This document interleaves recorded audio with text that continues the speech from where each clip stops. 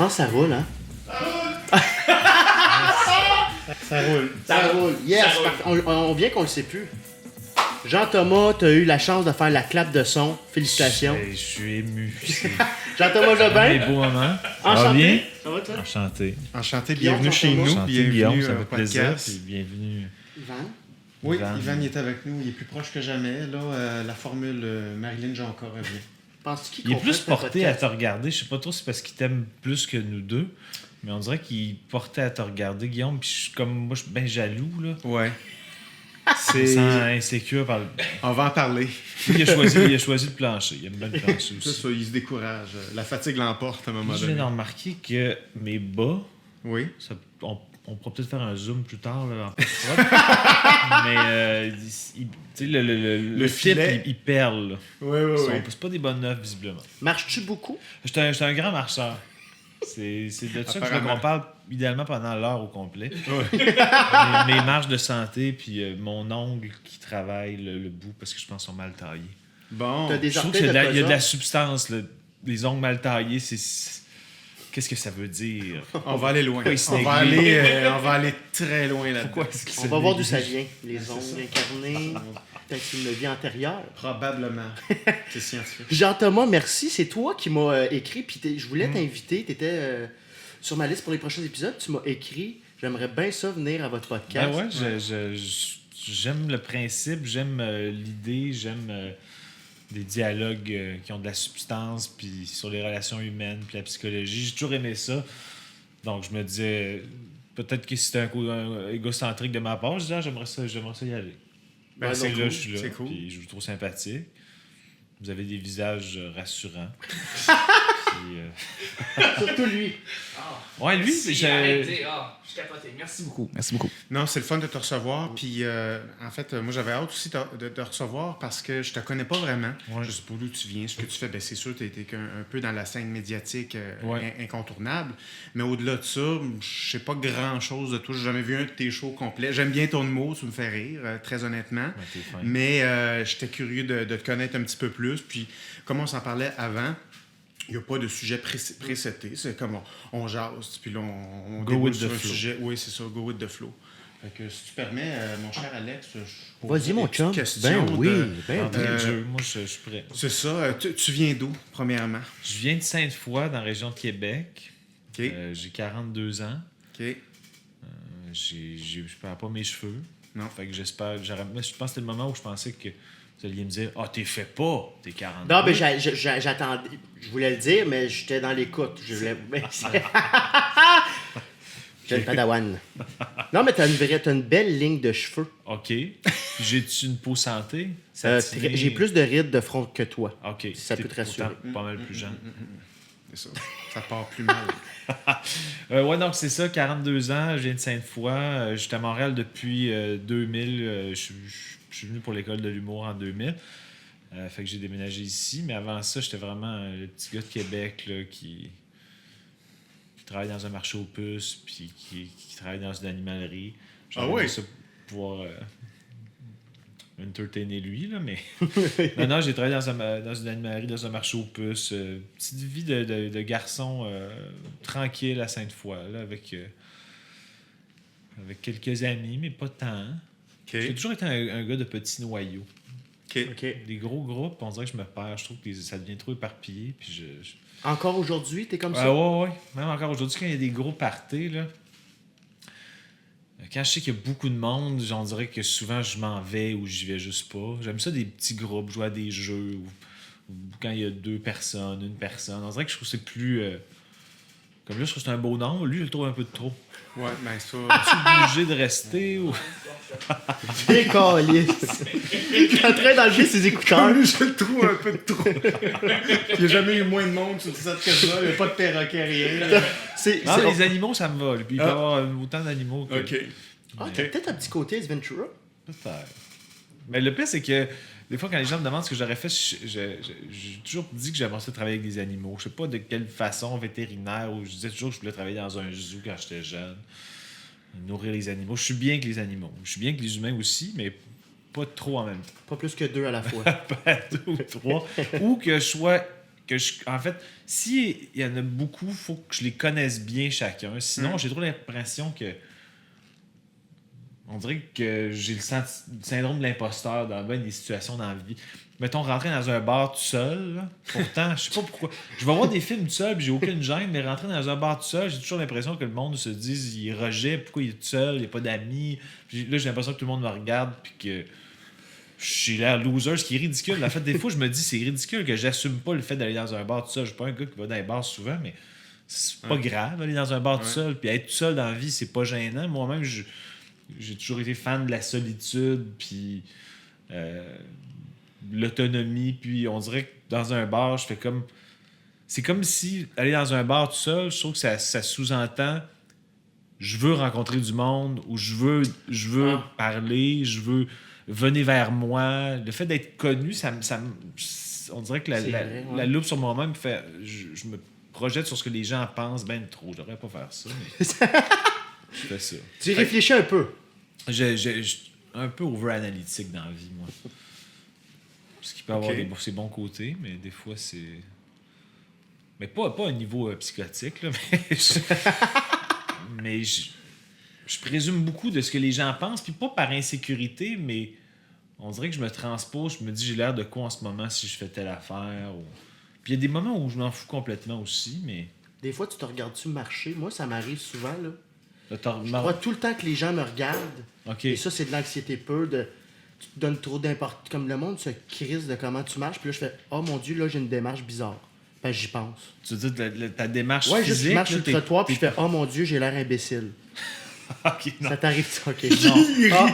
Ben non, c'est quand même pas. Mon Dieu, je croyais avoir trouvé quelqu'un dans ma gang pour une fois. Non, mais... C'est risqué, hein? Je mets ses trips à la table au mauvais moment. C'était la dernière question que je... T'es plongé dans l'abysse et t'es tout seul.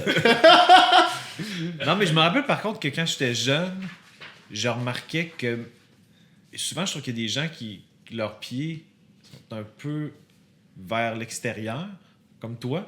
Trop. Parce que moi, ils sont très droits. Ça a passé d'une observation à un reproche, une inquiétude. Trop. Fait que semi-canard, toi, quand même. Quand même. C'est ça qui... Ça fait longtemps que Guillaume voulait te le dire que tu marches comme un canard. Merci. Bon. Enfin, on a craché le bon. Ce serait correct. Pour l'intervention. Tout ce temps-là. Maxime n'a pas eu il avait pas le cœur, il était pas capable. C'est pour ça qu'il a quitté. C'est ça la vraie raison. Ce serait malade que toute l'idée, la prémisse du podcast, c'était pour en Au bout de venir 4 là. ans. Puis là, c'est comme... On peut Tout le monde arrêter. revient. C'est ça qu'on- Tout le monde revient. Merci, Avec une Sile. banderole, genre. Tu vas Thank réussir you. à marcher droit. Mais on n'est pas loin de ton ongle incarné puis tes bas slack. Là. Mais j'ai pas d'ongles incarnés, mais j'ai des bas particulièrement. Je sais pas pourquoi je dis ongle incarné Oui. depuis tantôt. Revenons Revenons aux d'où incarnés. tu viens, là. Moi, je suis toujours intéressé à savoir d'où tu viens. Bon, tu as commencé en humour quand exactement? Comment ça s'est fait, ce saut-là? Là? Explique-moi. Par où tu veux, là? Comment t'es arrivé là?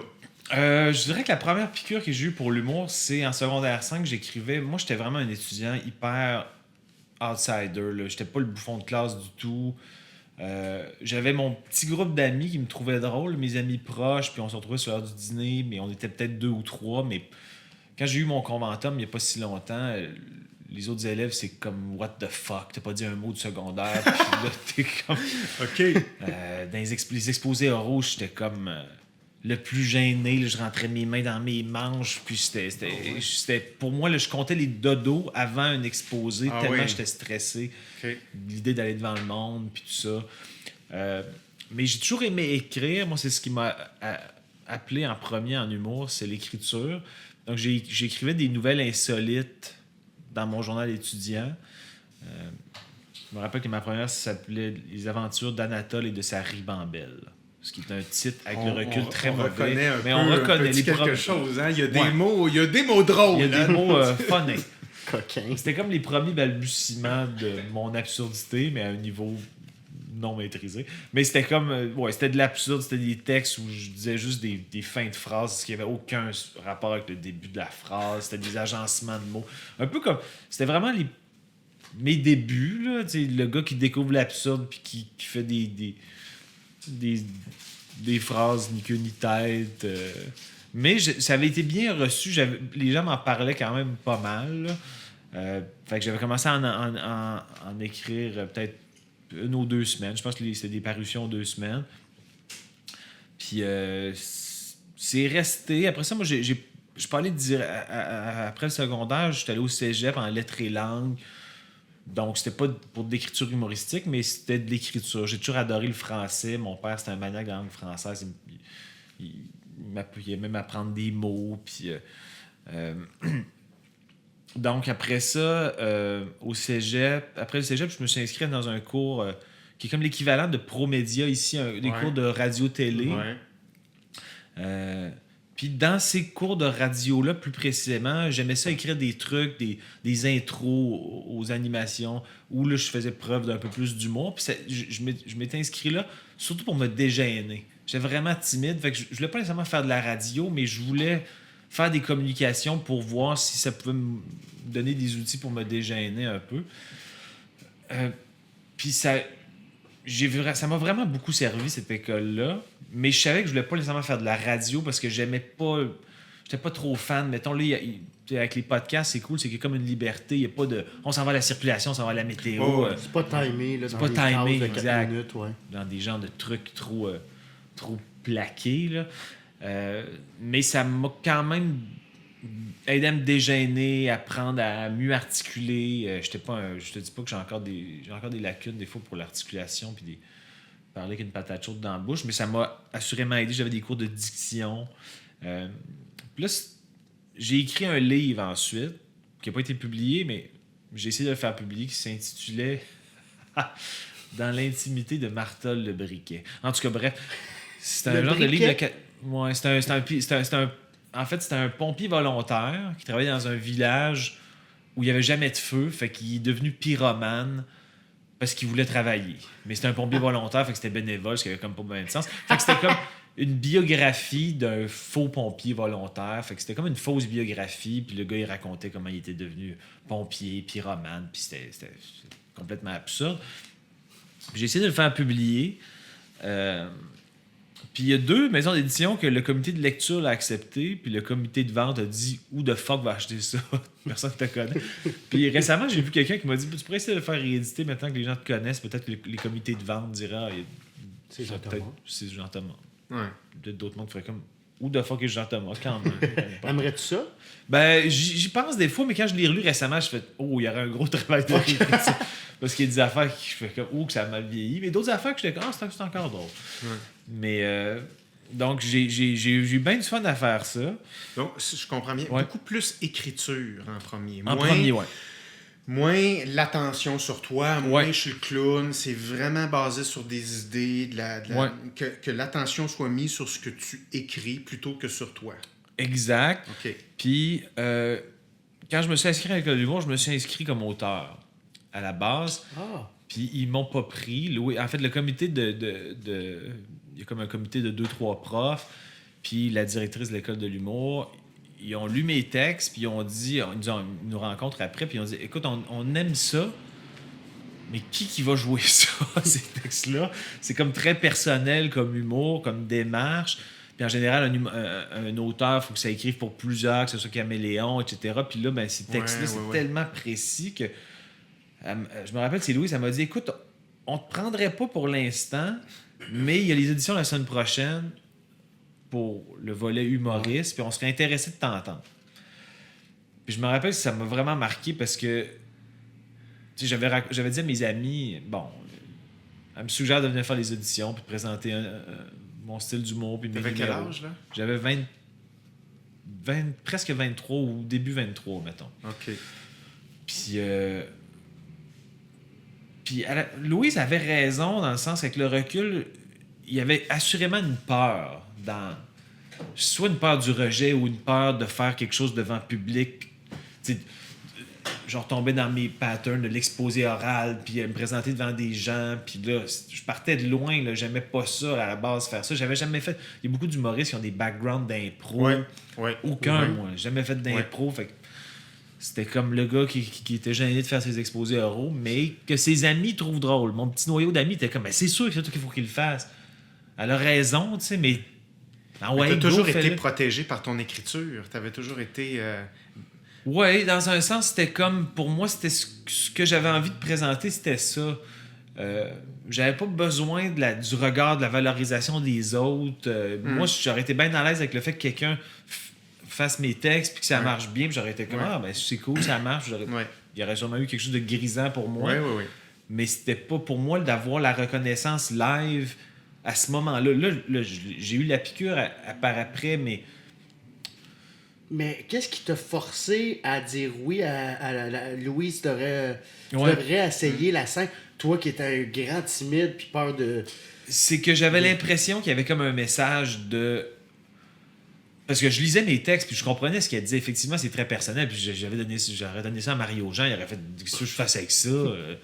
Des phrases disjonctées. Donc, j'aurais pu être attitré à un humoriste absurde, mais c'était quand même très précis. Puis... Elle a peut-être vu quelque chose, elle a dit écoute, il y a des éditions la semaine prochaine, il reste de la place, on serait intéressé à t'entendre.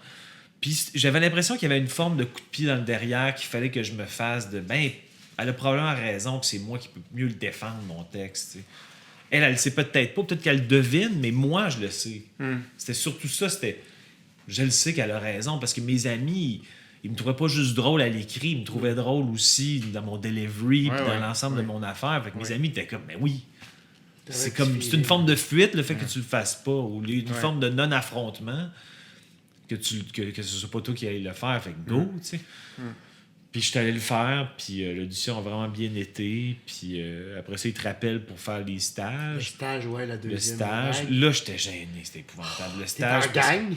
Là, j'étais en gang. Mais heureusement, il y avait des Denis la journée, la même journée que moi. Fait que là, j'étais comme... Heureusement. Oui, mais pour vrai, c'était comme... OK, je suis pas le seul fou. Ben attends, je vais juste expliquer à Guillaume le stage à l'école de l'humour. Tu fais une audition devant trois profs avec Louise. Et la deuxième vague, t'es dans une salle... C'était-tu sur Sherbrooke dans ce temps-là? Moi, c'était sur Prince-Arthur. OK. Sherbrooke, oui. Non, c'était sur Saint-Laurent, Prince-Arthur. On était... en fait, quinzaine, je pense que ça part de 125 applicants à l'époque. Puis là, on tombe à 30, mais divisé en 2 journées. Fait que nous, on était la deuxième journée. Puis là, c'est des stages, des mises en situation d'impro. J'avais fait d'impro. Des mises en situation d'écriture. Puis à la fin de la journée, on refait le numéro qu'on avait fait en audition devant tous les autres élèves. Puis avec 15 personnes qui veulent faire l'école, moi, c'était stressant. C'est très compétitif. Tu sens qu'il y a comme... faut que tu scores, puis... Là, il y avait de l'impro au début, l'avant-midi, j'étais comme que de l'impro. Je n'avais jamais fait. Fait que j'étais toujours dans le... Hors de ta zone de confort. Vraiment. Mais là où je finissais par... qui sont pas une bonne chose pour ceux qui font de l'impro à la base dans la vie, là, mais j'étais toujours dans le dénigrement de mes propositions d'impro. Puis là, j'étais comme... Je faisais comme un gag, puis j'étais comme... Urk. Très mauvais. Là, je faisais juste commenter mes propositions. Puis je disais, quelle proposition dégueulasse, j'arrête. Puis là, le monde riait. Puis c'était comme une forme de gêne, mais de... de partage en même temps. Ouais, j'étais vraiment sans fil. J'étais comme, c'est pas bon. C'est vraiment pas bon. Mais tu dis que les Denis, heureusement, étaient là. Vous êtes... ça a cliqué de suite? Ben non. Moi, je les trouvais drôles dès le début. Mais... Puis par après, c'est devenu des amis, puis on avait comme une chimie rapidement, mais il y avait quelque chose de...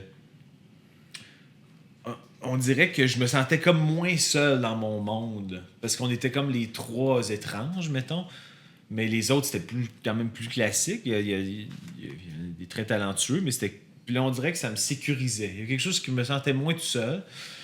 Puis à la fin de la journée, il y avait là où je pense que j'ai plus performé, c'était les mises en situation d'écriture.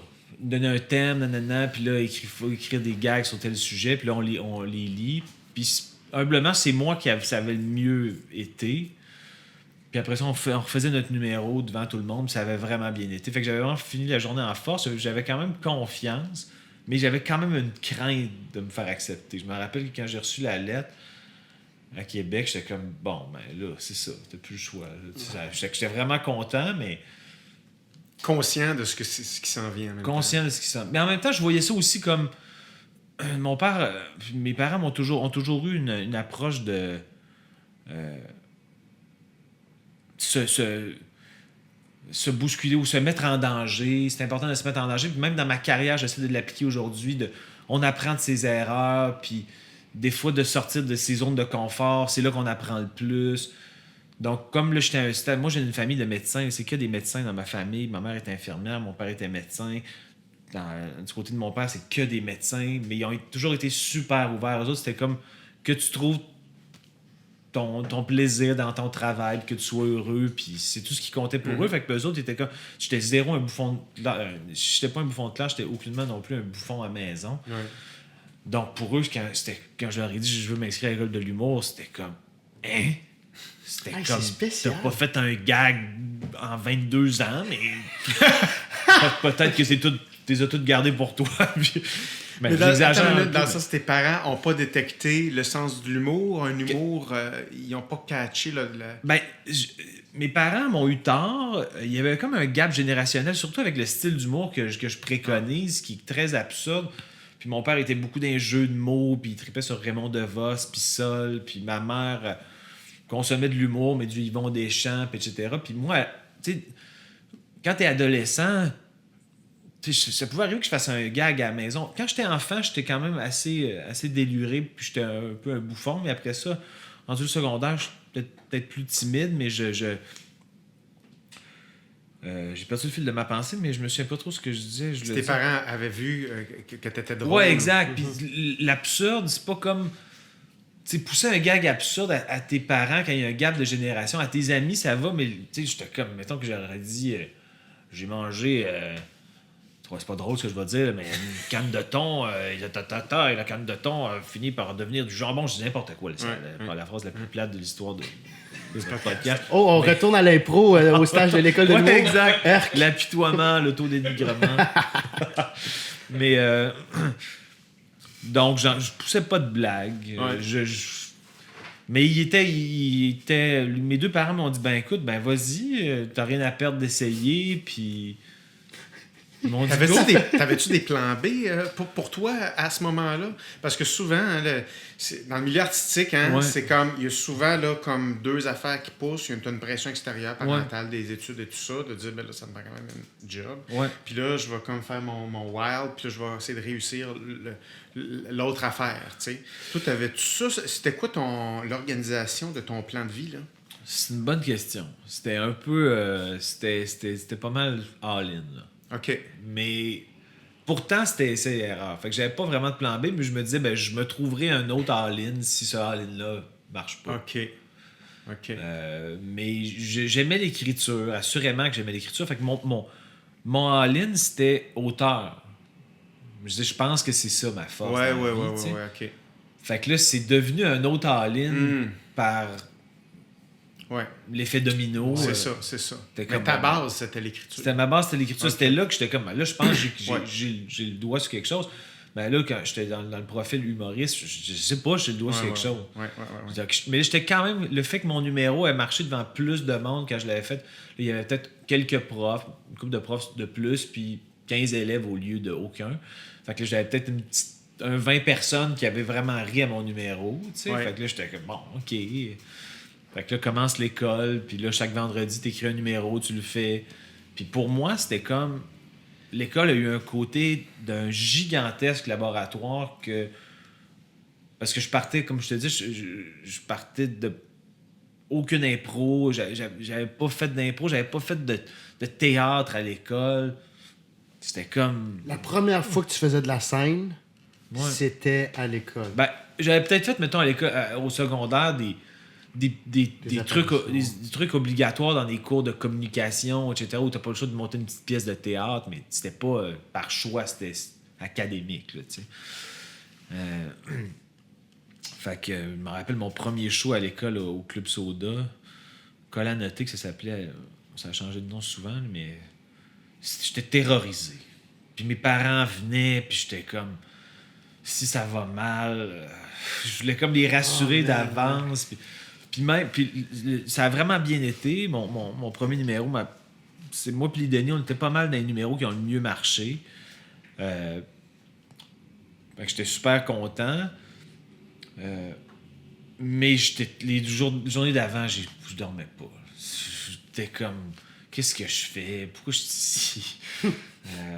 Puis moi, j'ai adouci mon personnage de scène au fil du temps, mais en début de carrière, j'avais un personnage de scène très poker face, très stoïque, très sans émotion, très limite là, psychopathe, là, pas dans la violence, mais dans le détachement.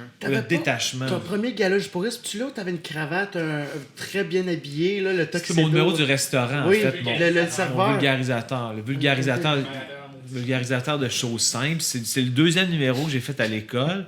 Puis ça a un lien un peu avec ce que je disais tantôt. C'est que je me rappelle que j'ai dit à mes parents, quand je préparais ce numéro-là, c'est un numéro, pour ceux qui ne l'ont pas vu, c'est un numéro où j'explique qu'est-ce qu'un restaurant. Puis la façon de le packager, c'est... Je suis un conférencier qui excelle dans l'art de vulgariser les choses très simples. Alors, je vais vous expliquer qu'est-ce qu'un restaurant. Puis j'ai un ton snobinard et intellectuel. Puis j'explique aux gens qu'est-ce qu'un restaurant. Très techniquement. Aucun gag. Extrêmement technique. Ouais, exact. Pas se mêler. Personne ne va se mêler. C'est sûr que c'est clair. Avec une confiance béton, mais qui explique les napperons, ça sert à pallier les dégâts. Il y a tout un doctorat dans chaque affaire. Ouais, exact. Hyper précis, mais... C'est du vide, là. Si tu lis le texte, il n'y a aucun gag. Il n'y a pas de gag. Le tout commence par une petite fringale. Il n'y a pas de gag quand tu le lis. Fait que là, c'est ça.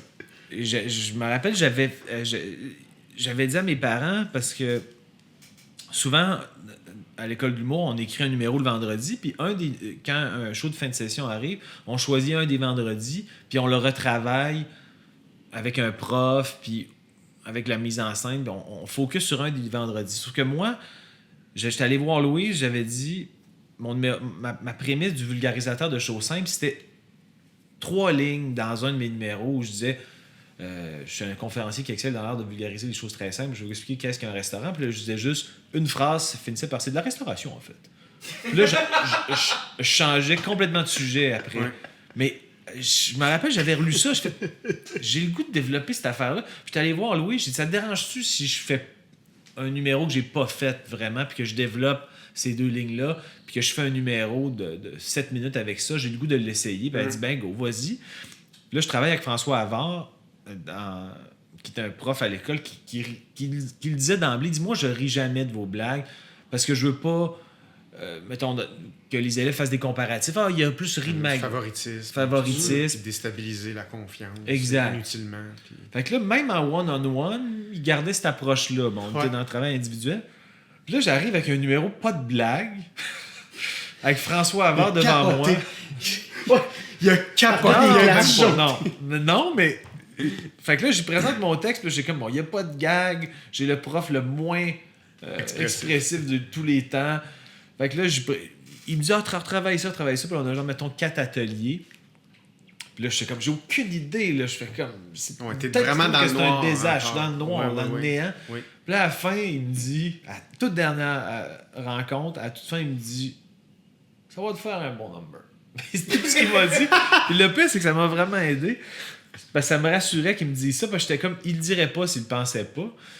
Puis là, j'avais dit à mes parents, parce que là, je pense que c'était au Cabaret Juste pour rire que le show était présenté, puis j'avais dit à mes parents, écoutez, je sais que vous venez au show, ça se pourrait qu'il n'y ait aucun son, mais dites-vous que moi, j'assume mon numéro, puis je vais être à l'aise, je vais le défendre.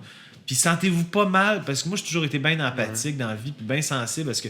Puis je voulais pas être sur scène avec un numéro qui marche pas, puis imaginer que mes parents sont en panique, pauvre petit, ça marche pas. Ben oui. Je leur ai dit, je vais l'assumer de bout en bout, soyez pas mal pour moi, moi je l'aime mon numéro et je veux le défendre. C'est ça. Puis j'avais dit à mon père, qui me parlait souvent de la prise de risque dans la vie, c'est un numéro qui est risqué, ça pourrait être un tout ou rien, mais je le trouve drôle, je veux l'essayer. Mon père avait dit, ben vas-y.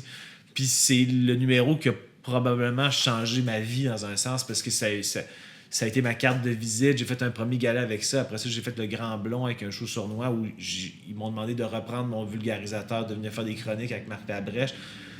Puis après ça, j'ai eu d'autres invitations dans d'autres émissions. Fait que c'est vraiment ce numéro-là qui a changé ma vie dans un sens. Fait que, puis avoir qui dit ça va être un bon number. Ça va être un bon number. Mais de toute façon, j'avais plus le choix. Même s'il m'avait pas dit ça, j'avais plus le choix de le faire, là, parce que j'étais rendu là. Fait que t'as un bon gut feeling quand même. Quand Louise te dit... tu devrais t'essayer comme humoriste. Tu le savais, au fond, ça bouillonnait un peu. Quand t'as vu ces 2 phrase-là dans un number, un numéro 3, tu as fait « Ah, ça, il faudrait que je le pousse ». Tu as peut-être un bon sixième sens. Peut-être. Je me connais bien sur certains aspects, mais des fois, quand même aussi, comme je dis souvent en entrevue, je suis un des pires identifieurs de qu'est-ce qui est drôle dans mes shows puis dans mon rodage. Ce que je trouve le plus drôle, souvent, il n'y a aucun son. Puis des affaires que je trouve souriantes, il y a des gros rires. Des fois, c'est bien, mais je suis pas un très bon identifieur de... Mais ouais, c'est ça. Fait que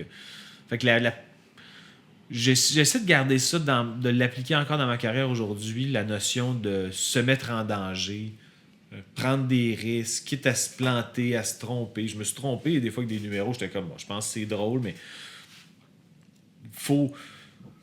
Si on n'essaie pas des trucs où on sort de sa zone de confort, puis on se met pas en danger, mais on l'apprend pas c'est quoi nos limites, puis on rebondit pas plus fort si on s'est pas planté par moment. Je pense qu'il faut... Si on est toujours dans des certitudes, j'ai l'impression qu'il y a une forme de non-renouvellement qui n'a pas lieu, puis qu'on surprend moins notre public. L'humour, c'est beaucoup la surprise qui crée le rire. Si t'es trop prévisible, je reste dans un même style, mais j'essaie, je dis pas que je réussis toujours, mais j'essaie de me renouveler sans me dénaturer pour essayer de continuer de garder l'effet surprise. Puis je pense que le risque, c'est une bonne façon de faire ça, de se mettre en danger. D'avancer. Puis ça fait quasiment partie d'un peu de ton éducation, ce que tu disais, tes parents, ils t'ont poussé à prendre des risques quand même. Oui. Puis beaucoup, puis c'était... Je vais toujours les remercier pour ça, parce que c'était les deux auraient pu être dans des... va dans des zones... On est que des médecins dans la famille, va dans des zones qu'on connaît, on va pouvoir t'aider. Mais non, pour eux, ce qui est important, c'était que je sois heureux dans la vie, puis que je trouve ma voie à moi. Puis ça n'a jamais été essayer de me convaincre. C'était...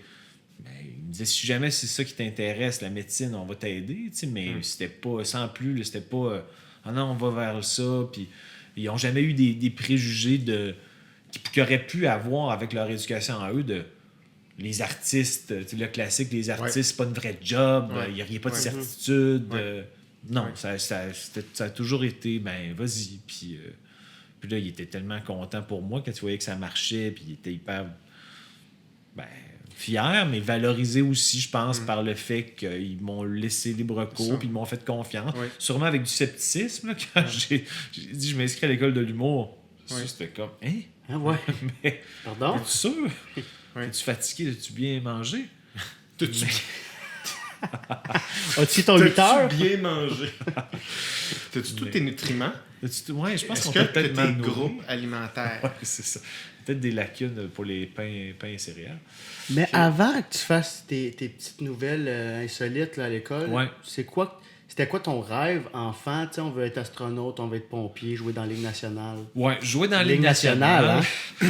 Yes, très bon joueur de hockey, Jean-Thomas. Ah oui, lui aussi, très bon, Alex. On a une chimie sur la glace. Sur la glace, on a déjà joué ensemble, peut-être une fois? Une fois, mais t'es comme le Magic Johnson du hockey. Les passes à l'aveuglette, tout le temps sur le... Je fais des passes. Je suis un altruiste, tu comprends? J'aime ça que tu me le dises à côté du micro, comme à ton couvert. En catimini. Oui, c'est ça. Non, mais le hockey, vitement, je savais, même si j'ai joué des bons calibres, j'étais quand même lucide sur le fait que j'avais pas de chance là, de faire la grosse ligue. Mais après ça a été journaliste sportif. Fait avant, c'est vrai, j'ai oublié de dire ça, mais avant d'écrire des nouvelles insolites, j'ai écrit des articles de prévision des séries de la Coupe Stanley. Mais le journalisme écrit sportif m'intéressait beaucoup. J'ai fait des trucs. Puis à un moment donné, je sais pas pourquoi, il y a une des éditions, j'ai dit, j'essaye un truc différent. J'essaye d'écrire une nouvelle absurde. Puis j'ai eu plus de fun. Je m'en faisais parler plus de ça. Donc, probablement que le côté valorisant du fait que je m'en faisais parler plus, puis que j'avais plus de feedback, peut-être que ça a fait en sorte que ça m'a encouragé de continuer. Mais j'avais plus de fun à écrire ça. Je me trouvais plus... En fait, c'est que moi, je suis quelqu'un d'hyper ironique dans la vie. On dirait que j'aime pas ça me prendre au sérieux, puis j'aime être au second degré, etc. Puis je trouvais que quand j'écrivais mes éditoriaux sportifs, j'étais comme... Je suis ben trop sérieux, le gars qui fait ses prévisions puis qui pense que c'est intéressant. Fait que je trouvais qu'en humour, il y avait une façon pas dénigrer mon importance, mais de réduire mon importance, puis il y a un côté très ludique dans... C'est pour ça que j'adore ça, faire de l'humour. Je suis quelqu'un qui est très ludique. J'aime ça jouer à des jeux. Puis pour moi, mon écriture, ma carrière, c'est une forme de prolongement de ludisme parce que c'est un jeu, j'invente des histoires. C'est vraiment une forme de jeu pour moi. Autant, puis maintenant, autant je disais qu'au début, je voulais faire de la scène ne m'intéressait pas nécessairement, mais maintenant, j'ai vraiment eu la piqûre pour la scène, puis c'est encore l'écriture que je préfère. Autant quand je fais, mettons, un truc web ou télé ou de scène, mais c'est encore ce que je préfère, la création, mais la livraison... Pour moi, maintenant, j'ai une grande satisfaction quand ça fonctionne, évidemment, parce que c'est comme la récompense. C'est comme un peu le dessert de l'écriture où tu n'as pas travaillé pour rien, où il y a d'autres mondes qui trouvent ça drôle. J'ai pas juste toi dans ton monde. Voilà ce que j'ai fait tout seul chez nous pendant un mois où les gens croyaient que je travaillais peut-être pas. Et là, voilà. Il y a au moins une personne qui rit et moins une personne, ça suffit. C'est bon. Mais ouais, non, c'est ça. Fait que... Mais effectivement, je pense que quand j'ai écrit mon truc, ma nouvelle insolite, je trouvais qu'il y a quelque chose de plus proche de moi dans je me prends pas au sérieux. Puis la vie, c'est pas fait. J'ai toujours eu. J'ai un côté sérieux, mais j'ai un côté très bon enfant, puis dédramatiser, puis ironiser tout, ironiser moi-même. Je m'ironise, fais beaucoup d'autodérision. J'essaie de me banaliser. Je le faisais justement. Bon, je vais être un dégât. Mais c'est de l'eau, là. Mais j'étais comme... Yvan n'a pas son bol d'eau. Peut-être un peu soif. Je pourrais venir laper le tantôt. Ouais. Mais non, donc c'est ça. Je le fais probablement un peu trop même.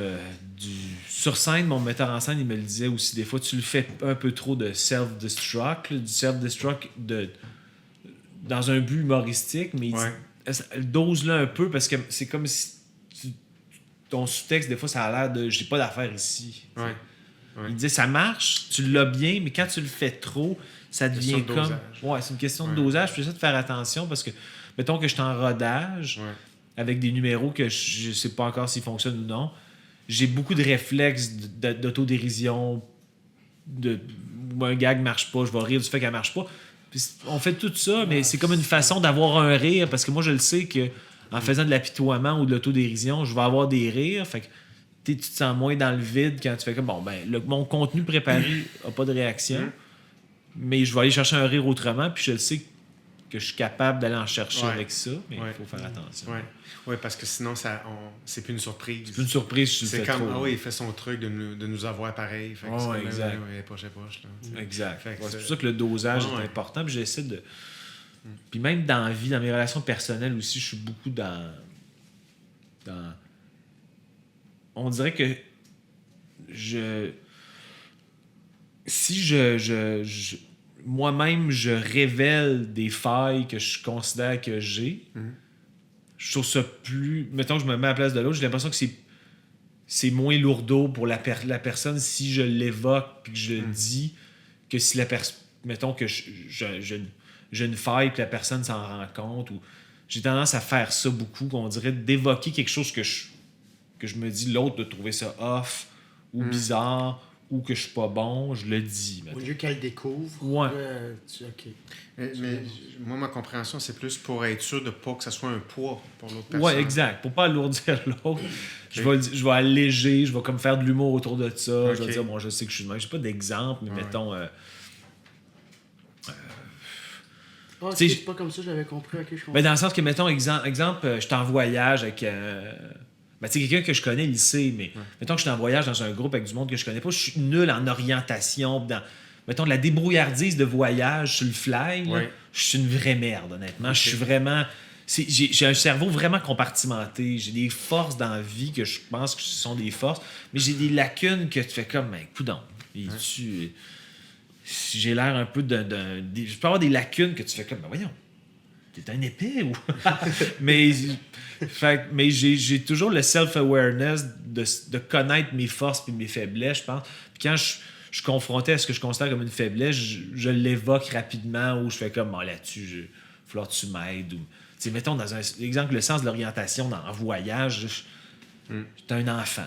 Ouais, OK. Je suis vraiment un enfant. Je sais pas. Faut que tu m'aides. Ouais. Je peux poser des questions, mais au moins, j'ai pas d'orgueil. Ouais. Je vais le dire, puis j'aurai pas honte de demander de l'aide parce que je fais comme. Je ferai pas semblant et essayer de bader. Ça paraîtra pas, je m'en fous que ça paraisse. Ouais. La preuve, j'en ai parlé. Devant probablement le podcast le plus écouté au monde. Probablement. En Chine, c'est fou. Hein? À Pyeongchang, il y a du monde qui n'écoute même pas les Olympiques. Ils sont plugués sur... Restez la mène, ça dépend carte dehors. C'est ça. Pensez-vous que ma présence va faire piquer le truc? J'ai plus de chuter, mais ça dépend de ton manque de main. Tu vois, j'ai essayé d'aller dans le narcissisme, puis toi, tu m'as rabattu. Faut vraiment que je revienne dans l'apitoiement. Essuie ta petite flaque d'eau, on s'en reparlera. Hein? Chaque chose par étape. Un beau dégât. Je pense que c'est pas du jus. Mais, tu sais, ce qui me frappe, tu me diras ce que tu en penses, Alex, mais depuis le début, tu sais, qu'on discute, tu es très conscient de ce que les autres vivent. Tu sais, c'est comme, tu es perméable à ça. Tu sais, c'est comme, par rapport à moi, tu veux dire, ou en général? En général, tu es très conscient autour. Lui, OK, on va juste, OK. C'est comme, tu le sais. Il y a des gens qui, ça leur effleure pas l'esprit. Là. Ils font leur affaire. Puis là, à un moment donné, d'autres personnes leur en veulent quelque chose. Ils n'ont jamais vu son venir. Là. Écoute, leur réseau social s'écroule. Ils sont victimes de tout. Ils n'ont rien vu. Ils n'ont pas de loupe sur eux-mêmes. Il y a du monde dans la vie, effectivement, que je trouve que des fois, je les vois dans une soirée mondaine puis qui sont agressants pour les autres, puis ils ont l'air de s'en rendre compte zéro. Puis je fais comme, mais voyons, tu te rends pas... Tu lis-tu le non-verbal? C'est ça capoté, ça. Le monde qui n'a pas cette intelligence émotive-là. Tu le vois, quelqu'un... Ta gueule. Tu fais comme, t'agresses tout le monde dans ton rayon, puis tu le vois pas. Mais en même temps, c'est ça. J'ai d'autres défauts, mais je pense pas que je pense que j'ai quand même une bonne lecture de comment je suis perçu. Puis si j'essaie d'adapter, des fois dans une situation donnée, je vais essayer d'adapter mon style d'humour en fonction de qui est, pas juste par rapport à la scène, mais qui est avec moi dans la salle. Puis je ne serais pas faire une joke complètement nowhere avec du monde qui c'est pas du tout leur...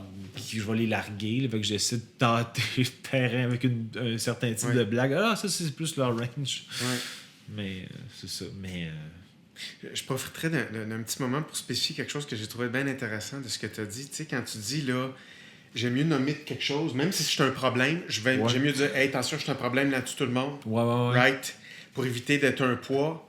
Ben, ce qui est vraiment fascinant, c'est que la conscience, ça peut être un poids.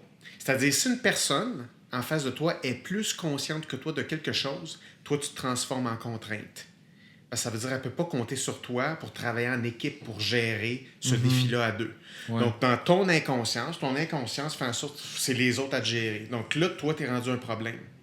Tandis que si, toi, tu montres que tu es conscient, ça veut dire que ça ouvre le dialogue, on revient en équipe. Ce qui fait qu'on peut s'ajuster à deux. Ce qui fait souvent que les gens pensent qu'il faut qu'il soit parfait ou qu'il y ait toutes les qualités du monde. Non, il faut juste que tu sois conscient de toi suffisamment pour que le dialogue soit clear. Comme ça, on peut s'ajuster. Et là, c'est comme ça libère la relation. Et donc, on arrête d'être un poids. Fait que la conscience de soi, puis de nommer des affaires... La transparence aussi, dans un sens. Oui. Si t'es... Justement, quand tu t'évoques quelque chose que tu as l'impression que tu as une faille, ou le fait de le dire, ça montre une certaine vulnérabilité, puis l'autre, ça ouvre la porte à la conversation. Exactement. À l'inclusion. Puis il y a des solutions communes. Tu sais, le malaise interpersonnel, là, ce qui arrive souvent, là, c'est, mettons, tu sais, quand une personne te parle, puis tu vois qu'elle se voit pas. tu vois comme, OK, elle a dit ça n'a pas d'allure ce qu'elle dit. C'est évident, mais on peut pas le dire, tu comprends? Parce que sinon, ça serait trop violent, elle capoterait. Fait que tu peux pas lui dire excuse parce que tu es dans le champ, qu'on ne pas on dit pas ça, on fait ah ouais. C'est parce qu'on est gentil, mais les Russes le diraient. C'est ça. Chaque culture. Les Russes sont real talk. Tu connais bien les Russes. J'ai lu un livre récemment. Sale, ils disent. Ou comme Kramer dans Seinfeld, ça me fait rire parce que, en tout cas, je sais pas si tu as écouté Seinfeld, mais. Zéro. OK, mais Kramer, c'est un personnage frisoté qui. Oui. Socially awkward, mais un de ses traits de caractère qui me fait bien rire, c'est qu'il fait la job sale. Mettons quelqu'un qui a certains défauts, il fait comme. Puis à un moment donné, il y a un épisode où. Seinfeld, le personnage principal, il y a une date avec une fille qui a vraiment un nez particulier. Puis là, Jerry, il essaie d'amener la fille à ce qu'elle ait une chirurgie, mais il sait pas comment le faire. Puis là, il amène Kramer en disant, après moi, il va cracher le morceau. Ouais. Puis là, à un moment donné, elle parle de son visage, puis il dit you're pretty as any of them, you just need a nose job. Puis là, elle fait, hein? Just need a nose job. Mais il la connaît pas, là. Ouais. Puis il fait comme. Puis là, finalement, la fille, elle se met à triper sur Kramer parce que il a été blonde, il a été comme. Puis elle a eu une nose job après. En tout cas, bref. Il a été conscient. Dans la vraie vie, c'est moins rapprochant souvent. Hein? On va juste le dire. Psychologiquement parlant, là, c'est moins rapprochant de dire ça. Mais j'ai une question pour toi, Guillaume, là, pour revenir à ce que tu as dit, là. Puis à la soirée mondaine, là, que la dite personne est lourde pour son rayon. Oui. Il n'est pas conscient de ça. Oui. C'est quoi là, la mathématique, l'engrenage derrière sur son inconscience? C'est-tu de l'ego? C'est-tu carrément une non-écoute? C'est comment, comme tu sais, ça me flabbergasse que quelqu'un est devant quelqu'un, que tu le vois. On est censé le reconnaître, le langage physique. Ça dépend. Ça dépend si ton attention est là. Si ton attention est en train de faire une autre job, parce que ton cerveau, il dit « Fais ça, ton anxiété va baisser. » D'habitude, c'est relié à l'anxiété. Fait qu'une personne est anxieuse, elle va travailler dans sa conscience à faire cette job-là. C'est la seule job, c'est quand je vais atteindre ce standard. Non, ça n'existe pas, ça, pour elle. Elle fait cette job-là. Fait que si son attention est 100% là-dessus, c'est-à-dire, par exemple, si je suis assez intéressant, si je sais suffisamment de rire, tout va être correct pour moi. Fait qu'elle va que travailler tout seul à essayer de shooter des affaires, alors que c'est pas le mécanisme dont on a besoin pour que les autres se sentent bien. Fait qu'elle le sait pas. Elle joue pas au bon jeu, parce que personne lui a montré. Elle le sait pas. Ça a déjà marché dans sa vie à des moments clés. Le cerveau, il fait comme, OK, on repeat ça, mais là, c'est plus important. Fait que boost ce que tu as fait là qui a marché, mais x10. Mais c'est pas en optimisant quelque chose qui a marché dans un contexte, puis tu le crains qu'il va marcher. Ça dépend des variables en jeu, ça dépend des relations, du contexte, tu sais. C'est parce qu'au final, ton anxiété va repogner un pic, quand après ça, tu vas devoir, une fois, OK, j'ai atteint ça, comme tu dis, là. Oui. Après ça, dans tes autres sphères de vie, là, ça va recommencer parce que tu l'as... Hey, c'est pour ça qu'il y a des personnes qui ont dit « OK, il faut agir de même, elle, parce qu'elle n'a pas la capacité d'être en interaction avec son environnement assez. » Ça arrive souvent dans tout ce qui est show business ou dans tout ce qui est une personne qui a beaucoup d'attention, soit relié à la beauté, l'humour, qui est une stratégie de séduction comme une autre, le charisme, toutes sortes de trucs comme ça. C'est comme il faut maximiser l'attention. Mais c'est parce que l'attention, le regard, c'est pas de la relation. C'est pas, ça n'a rien à voir avec des émotions positives. L'attention, c'est un effet énergétique, mais il y a d'autres choses à mettre en place. C'est pas un échange aussi nécessairement, peut-être? Ben, c'est que ça ne va pas optimiser une relation. Une relation, ça n'a rien à voir avec l'attention. L'attention, il y a des processus là-dedans, oui, c'est sûr qui créent de la relation, mais il y en a d'autres. Mais si une personne, elle ne sait pas comment elle est là, elle va juste utiliser le seul tournevis qu'elle a, puis elle va essayer d'en faire un plus gros. Mais je veux dire, c'est pas de ça qu'on a besoin pour ce genre de tâche-là. Parce que des fois, tu as besoin d'un marteau.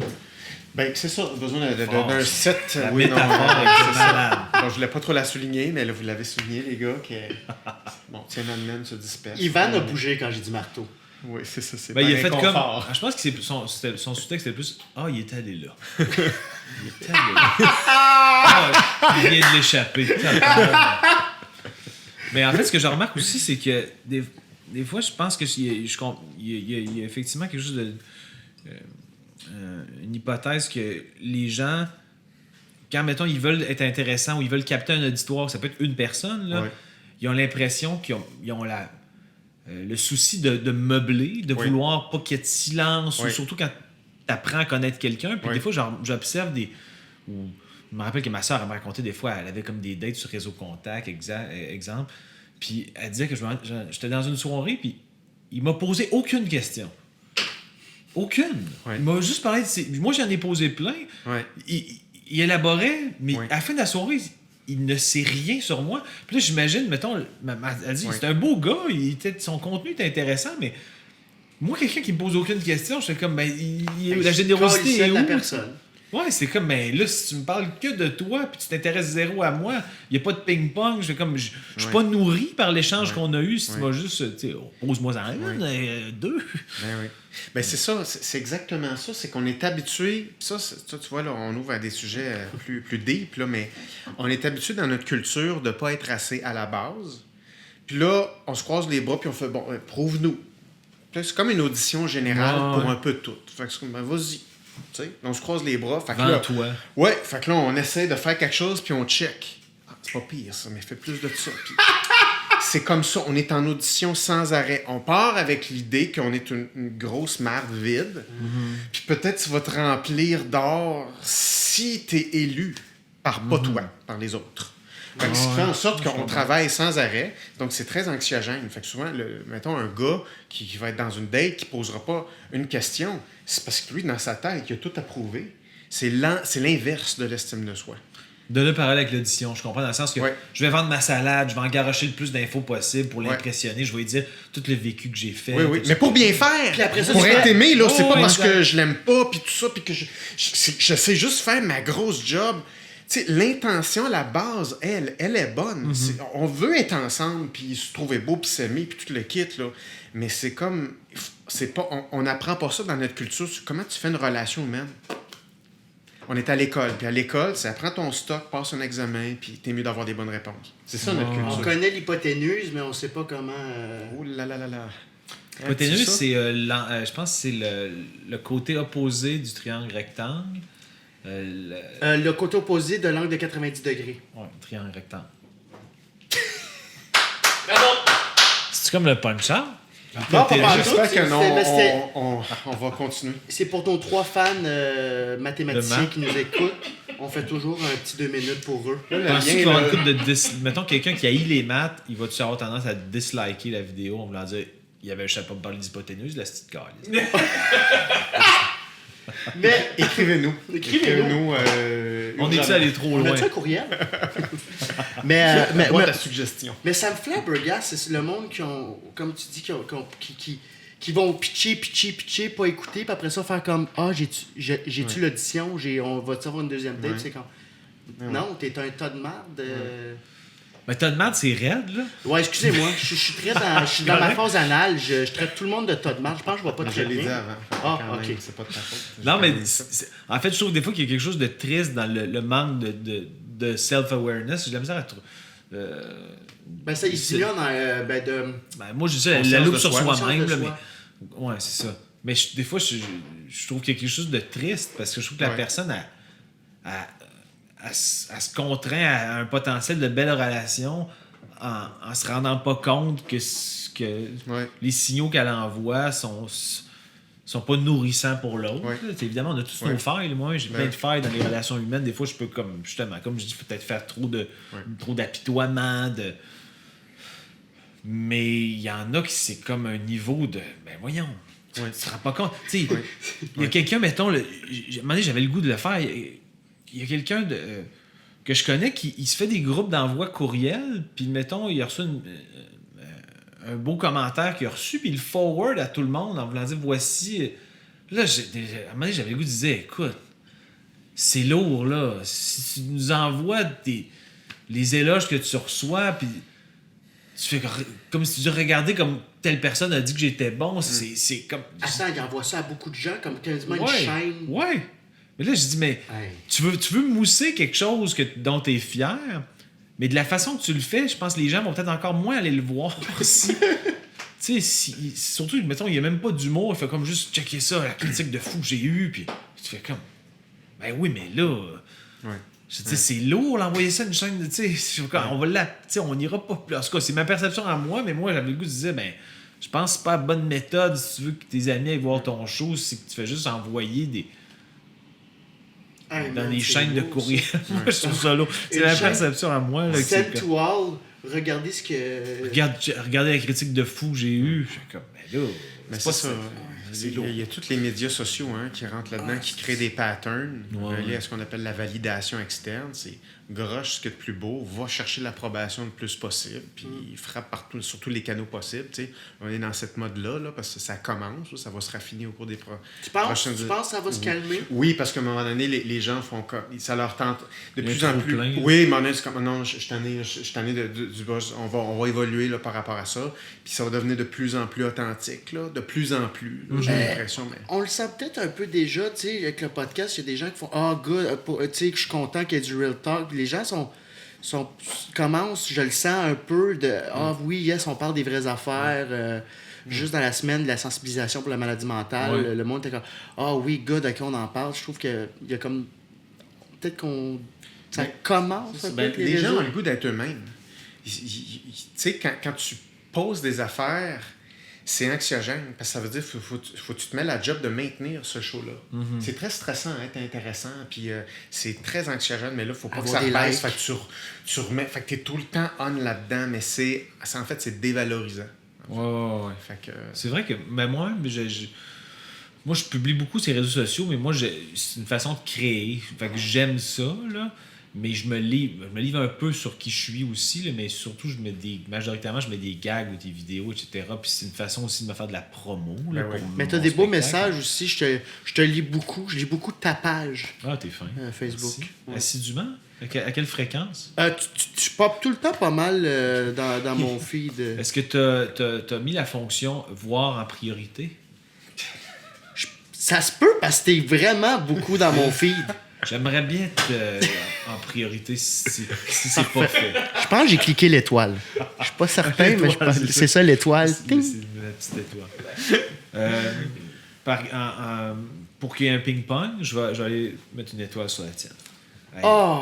Pour un échange, le ping et le pong. J'ai une dernière question pour ce que tu as dit tantôt. Excuse-moi, là, on dirait qu'il y a un nouveau monde qui s'est ouvert à moi. Oui. Depuis l'allusion marteau ou... Depuis le marteau, moi, je suis très fier de moi. Je sens que j'ai atteint un nouveau I'm on a new level, comme A$AP Ferg dirait. On va recevoir Louise Richer. On va sortir ma boîte à outils. On va être contre. Guillaume, quand tu as dit justement là, que c'est par anxiété que certains sont pas au courant de ce qui les entoure. Tu sais, comme moi, là, j'adore l'être humain jusqu'à preuve du contraire. Et je sais pas ce qui se passe dans les aéroports, dans ce micro-climat-là, où les gens s'imbécilisent et tu rentres dans l'avion et les gens oublient comment l'alphabet fonctionne et les chiffres, que le K n'arrive plus après le J, ou je sais pas, ils sont pas capables de trouver leur place. Puis quand tu es dans la sécurité, il n'y a plus de bulle. Il y avait une madame, elle me touchait. Puis j'ai failli me retourner faire comme... Sors, recule. Mais je l'ai pas fait, là, mais... Est-ce que les gens, s'ils étaient à 0% d'anxiété, si tout le monde... l'anxiété n'existait plus, tout le monde serait au courant de leur espace, à l'écoute? Plus, mais il y a d'autres facteurs Il y a d'autres facteurs que ça. C'est-à-dire, c'est quoi ta tâche prioritaire? Parce que le cerveau, il va aller chercher de la dopamine. Il va aller chercher où est le renforcement. Fait que là, si c'est ça qui est dans le chemin, là... T'es juste dans le chemin, là. Faut que je sois collé contre un roux, là, c'est correct. Là. Moi, je m'en vais là. C'est comme. C'est un facteur. Pas très important, là. C'est ça la priorité. Puis des fois, la priorité, c'est réduire l'anxiété. Fait que ça dépend des contextes. C'est ça, il y a plus qu'un. Parfait. En terminant, tu parlais. Avais-tu une question? Non. On va rester dans l'anxiété. Tu as parlé que tu étais extrêmement stressé. À ton baptême, si on veut, ta première sortie de l'école au Club Soda, tu dormais pas. Est-ce que tu es un gars anxieux dans la vie? Tu te considères-tu anxieux ou c'est plutôt c'était une peur de l'inconnu? Je dirais que plus ma carrière avance, je suis encore anxieux quand je suis en période de rodage, etc. Parce que là, tu te mets en danger. Puis même si c'est quelque chose que je veux faire puis qui est grisant d'une certaine façon, c'est plus stressant. Mais je dirais qu'il y a un côté où je suis un petit peu plus... façon de volontaire, parce que là, je suis rendu à mon 3e show en ce moment que je tourne, puis de façon volontaire, j'ai atténué mon personnage de scène. Au début, j'étais c'est parti du vulgarisateur stoïque, sans émotion, très intellectuel, etc. Puis je voulais pas rester là-dedans. Puis même quand j'étais en entrevue, j'avais de la misère à jauger le... Ben là, je suis sorti de mon personnage, parce que sur scène, j'étais un personnage. Mais ce qui était mêlant pour le monde, c'est que c'était un personnage pas déguisé, qui a la même voix que moi, qui s'appelle Jean-Thomas, mais qui est juste bien habillé, puis qui parle très bien, puis qui explique des affaires pour rien. Fait que c'est comme... Pour moi, c'était plus un concept qu'un personnage. Mais comme c'est le premier personnage qui a été présenté aux gens, les gens ont été comme... Bon, lui, c'est le vulgarisateur. J'étais comme... J'expliquerais pas au monde sans arrêt. Pendant 28 ans de carrière, on a compris, là, le surexpliqueux, ça va, tu sais. Fait que je voulais... Puis, comme j'ai d'autres types de gags là, que de la tautologie, fait que dans mes shows, j'avais comme atténué un peu ce personnage-là. Puis là, c'est mon 3e show. Mon show s'appelle Apprendre à s'aimer. Puis bon, c'est une langue, c'est un peu ironique, mais c'est sur une conférence. Je me donne des outils pour mieux m'aimer. Puis c'est comme... le sous-texte, c'est comme je me faisais une conférence. J'étais mon propre Jean-Marc Chaput, puis je m'aidais à mieux m'aimer. Fait que c'est comme ça, c'est l'angle du show. Mais je suis beaucoup plus proche de qui je suis quand je vous parle en ce moment. J'essaie de raconter des affaires un peu plus basées sur ma vraie vie, encore du fictif, mais c'est surtout dans l'attitude du personnage où je suis plus proche de qui je suis, plus dégagé, moins encarcané dans un stoïcisme. Là, je souris, je peux décrocher, faire du millage avec quelque chose qui se passe dans la salle, tandis qu'en début de carrière, j'étais à la virgule près, puis s'il se passait quelque chose dans la salle, je l'accusais même pas. Parce que j'étais comme, ça va décrédibiliser mon personnage si j'en sors. Tandis que maintenant, là, je suis plus... Puis je pense que ça fait en sorte que j'ai beaucoup plus de fun sur scène. Je suis moins stressé parce que je suis beaucoup plus moi. Je me sens comme... Je suis plus transparent, puis je me dis, bon, s'il y a quelque chose qui marche pas, je l'accuse, puis tu sais, j'ai encore un stress, je pense qu'il y a un stress sain, mais... Quand j'étais en début de carrière, puis justement, je me disais, je peux pas sortir de mon personnage, je reste dedans, etc. Ça me stressait beaucoup plus que maintenant où, là, je suis en entrevue, puis je suis avec vous, puis ça me stresse pas parce que je suis moi. Je me dis, si les gens m'aiment pas, ils m'aiment pas moi, mais ils peuvent aimer quelqu'un d'autre. Là, on peut pas faire l'unanimité. Fait que je me dis, je me présente comme je suis, puis on dirait que ça réduit le stress de se dire, je me présente comme je suis, puis si ça plaît pas à certains, mais c'est ça. T'es bien avec toi-même, tu sais. Je suis bien, je suis pas sans faille, mais t'as appris à t'aimer. J'ai appris à m'aimer. T'es un faiseux de lien formidable. le marteau, le serré, là. C'est rigoureux. C'était soit ça ou j'allais dire, t'es passé du tournevis étoile au marteau, puis je me suis dit, Guillaume va me puncher dans la gorge si je réitère le marteau. Parce que t'as peur de moi, toi? Extrêmement. Physiquement, t'es plus frêle que lui. Qu'est-ce que tu veux dire? Dans le sens, j'ai l'impression que physiquement, c'est pas, je porte du noir. Peut-être un préjugé, mais... Ah, ok. Je suis plus gros que lui, moi. Ah, ok. Il porte du noir. De toute façon, s'il y a un Rumble ici, c'est clairement Ivan qui gagne. Ah, lui, il nous pète toute la nuit. Détruit. J'ai envie de te demander, est-ce que tu serais ouvert à revenir une deuxième heure éventuellement? Avec grand plaisir. Je trouve que ça passait trop vite. Je serais resté... Ouais, c'est ça. Non, man. Cool. Ça passe vite. Puis, arrêtez de recevoir des invités après moi. Oui. Ayons plus de temps. On close, répète pas ça avec Jean-Thomas. Après ça, il n'y a plus d'épisode. Moi, je ferais un genre de Jean-Marc Parent de on défonce, mais tu sais qu'on sans fait, flashage de lumière. Sans flashage de lumière. 142 heures avec Jean-Thomas Jobin. Épisode 15 à 220. En ligne pour le jour de l'an. Non, mais avec plaisir, j'en reviendrai. J'adore ça. Je trouve ça sain, ces discussions-là. Puis on apprend des choses, puis ça nous fait... Quand ces discussions-là rebondissent sur quelqu'un d'autre, t'entends son point de vue, puis c'est cool. Puis je trouve que j'aime ça, le podcast. J'ai pas tout écouté les épisodes, mais j'aime l'angle qui est unique, puis qui parle de relations humaines, puis de psychologie, puis merci. L'humain en société. Merci de ta générosité, de ta transparence. C'est pas compliqué, hein? Te parler, là, c'est comme, tu sais, t'étais capable de te connecter sur qu'est-ce que t'as le goût de dire, puis veux pas, tu vois, que tu parles de... C'est weird, mais il fallait vraiment que j'éternue. Ben oui. C'est comme... Les punchs, c'est comme... C'est l'ADN. L'ADN commande le punch. C'est comme... Ce que j'allais dire, c'est que c'était agréable. C'était agréable, mais c'était vraiment pas agréable pour moi. Il voulait te complimenter. Ouais, c'était vraiment le fun. Puis on va te réinviter pour une deuxième heure. Comme j'ai expliqué dans la vidéo... un moment donné. Oui, un moment donné, la semaine passée. On va sortir un Patreon avec une deuxième heure disponible dès les pour aller plus loin avec des invités. Ouais. Parce que la première heure, tu veux pas, on apprend à se connaître un petit peu. Puis là, la deuxième heure, c'est comme, OK, on va aller dans des sujets plus crunchés. C'est ça, là, t'as l'affaire. Mais tu vois, déjà à la fin, on était plus dans l'anxiété, dans le... Tu sais, au début, il faut savoir d'où tu viens.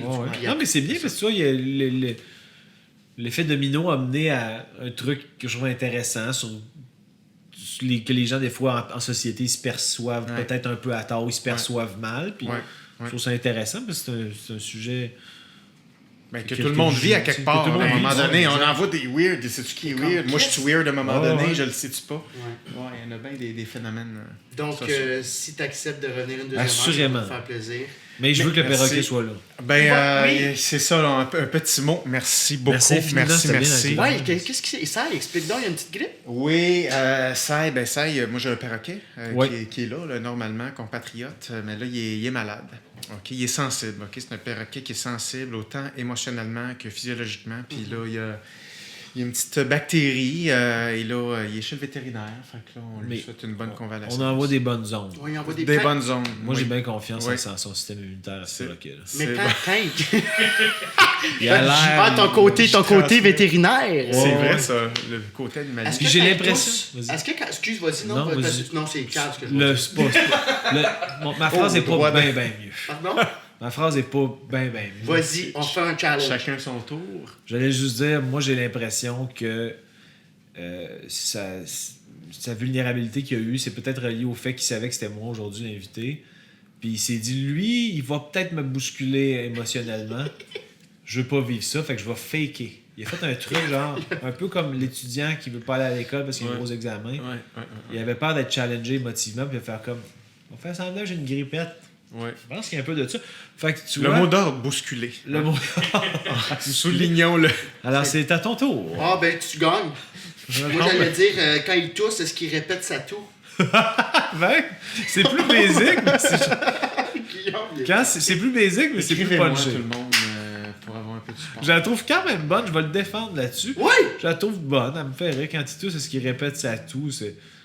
On sait jamais quand est-ce qu'il est dans une chaîne de toux ou qu'il a commencé la répétition de la toux vocalement parlant. Quel était... Le pire, c'est que c'est une prémisse de gag. Je pense que t'as un gag là-dessus. Je vais t'encourager à le travailler.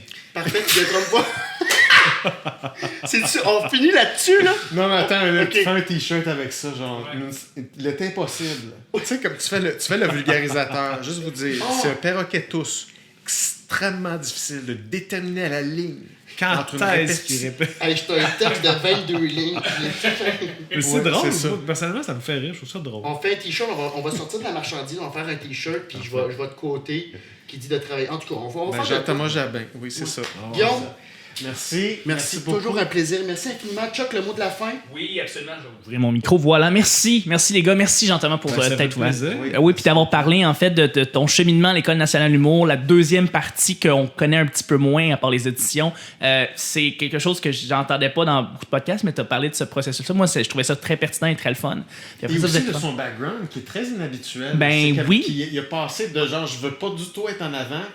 Ah, comme ça, il va falloir que je sois en avant. Un gars rangé, un gars qui a pas une grande histoire, puis après ça, il vient à l'École nationale. C'est vraiment un beau cheminement, un beau parcours. Fait que merci beaucoup de tes trois. Merci, puis merci de ton écoute en retrait, parce que vu que t'étais la 4e personne... non, je sais. J'étais comme... Oh. Non, je sais, j'étais la personne de trop... Mais t'as été parfait, là, tu fais une belle conclusion. Ça me prouve que des fois, 4 personnes, ça peut être cool. Ah, OK. Je comprends. Merci. Voilà. Merci pour votre feedback. Merci pour vos bons commentaires. On l'apprécie grandement. Merci Chuck, et aussi apprendre à s'aimer, il reste encore des dates. Il reste à Montréal le 23 et 24 mars au Jésus. Le 23, en tout cas au moment de l'enregistrement, il reste des billets. Le 24, c'est plein. Puis sinon, je fais la Côte-Nord et la Gaspésie au mois de mai. J'ai 8 shows, fait que jeanthomasjabin.com. C'est gentil de le souligner. Je n'avais pas pensé. Puis Ivan était comme, il reste des dates de show, lui. Je sentais que Yvan était comme. Non, moi aussi, je l'ai senti. Il est resté des dates. Il est prêt à signer online. Alors, puis en terminant, si vous voulez connaître davantage sur Guillaume, Psycom, Communication Psycom sur Facebook, tous les liens sont là. Ouais. Puis il me reste 10 billets au moment où on se parle au Major Tom. C'est pas le Jésus, c'est plus gros que le Jésus. Ouais, vraiment, là, mais ça paraît pas. Alors, il reste... c'est creusé dans la terre. C'est ça, c'est une illusion d'optique. OK. Ciao la gang, répète pas ça, il est grippé, mais répète pas ça du vétérinaire. Pense à lui. Ouais. Merci encore. Merci à vous, c'était bien cool. Merci. Ciao, je t'aime. Ciao, Ivan. Il dort dur.